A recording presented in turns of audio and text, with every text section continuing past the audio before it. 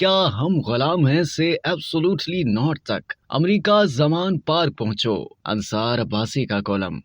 रोजनामा जंग के कॉलम निगार और सीनियर सहाफ़ी अंसार अब्बासी अपने कॉलम अमेरिका जमान पार पहुंचो में लिखते हैं कि गुज़िश्ता साल जब तहरीक इंसाफ की हुकूमत खत्म हुई तो इमरान खान ने जो बयानिया बनाया उसके मुताबिक उनकी हुकूमत के खात्मे की वजह अमरीकी साजिश थी, जिसमें पाकिस्तान की फौज के उस वक्त के सरबराह ने मीर जाफर और मीर सादिक का किरदार अदा करते हुए अमरीकी साजिश को कामयाब किया और मौजूदा इम्पोर्टेड हुकूमत मुल्क को कौम पर मुसल्लत कर दी। खान और उनकी जमात का कहना था कि इमरान खान हुकूमत के खात्मे की असल वजह अमेरिका को एब्सोल्युटली नोट कहना था। अमेरिकी साजिश के बयानिए के लिए वो एक अरसे तक एक कागज का टुकड़ा लहराते रहे। अमेरिका का हवाला देते हुए वो कहते रहे, क्या हम गुलाम हैं। खान के इस बयानिए पर तहरीक इंसाफ के रहनुमाओं, वोटर्स और सपोर्टर्स ने एब्सोल्युटली नोट और क्या हम गुलाम हैं के नारों को दिन रात दोहराना शुरू कर दिया। अपनी गाड़ियों पर यही नारा लिखवा कर पाकिस्तान को अमेरिका की गुलामी से हकीकी तौर पर आजाद कराने का ख्वाब बुना। जब तहरीक इंसाफ वालों ने ये नारे रट लिए तो खान साहब ने इस बयानिए में एक बुनियादी तब्दीली कर दी और कहने लगे कि साजिश अमेरिका ने नहीं बल्कि जनरल बाजवा ने तैयार की थी और इस साजिश को कामयाब करने के लिए अमेरिका को वर्गलाया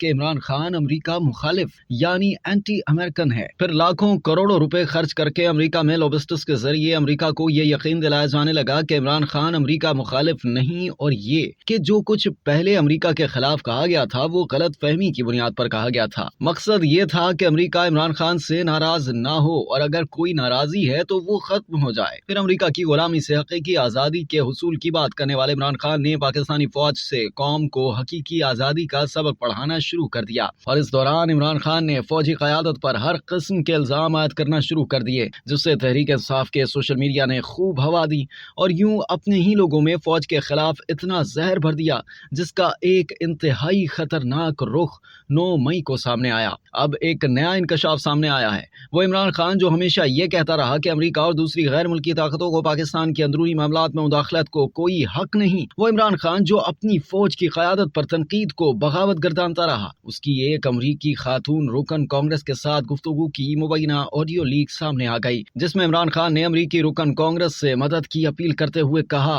कि वो उनके लिए आवाज उठाएं। उन्होंने कहा कि मैं चाहता हूं आपकी जानिब से हमारे हक में आवाज बुलंद हो। आप अगर अमेरिका से हमारे लिए आवाज उठाएंगे तो इसके असरात होंगे। इस गुफ्तगू में चेयरमैन पीटीआई ने अपनी हुकूमत के खात्मे का सारा मलबा साबिक आर्मी चीफ पर डालते हुए अपनी पार्टी की मौजूदा मुश्किलात का हवाला देते हुए अमरीकी कांग्रेस की रुकन खातून के साथ जूम मीटिंग में उसे पाकिस्तान मुखालिफ बयान देने पर भी जोर दिया। इमरान खान ने कहा कि 99% पाकिस्तानी मेरे साथ हैं। पाकिस्तान तारीख के नाजुक तरीन दौर से गुजर रहा है।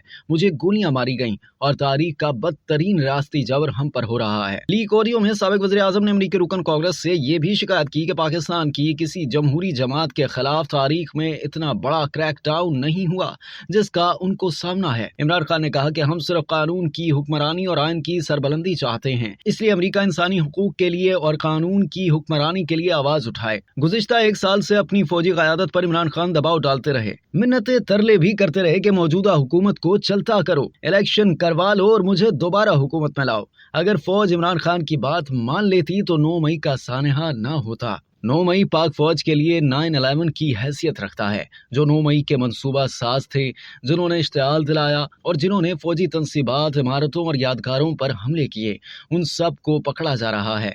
उनके लिए माफ़ी की कोई गुंजाइश नहीं। अब खान साहब अपनी मदद के लिए अमेरिका की मिन्नतें तरले कर रहे हैं। अब तक के लिए इतना ही। मज़ीद जानने के लिए सब्सक्राइब कीजिए डेली जंग यूट्यूब चैनल और लाइक कीजिए डेली जंग फेसबुक पेज।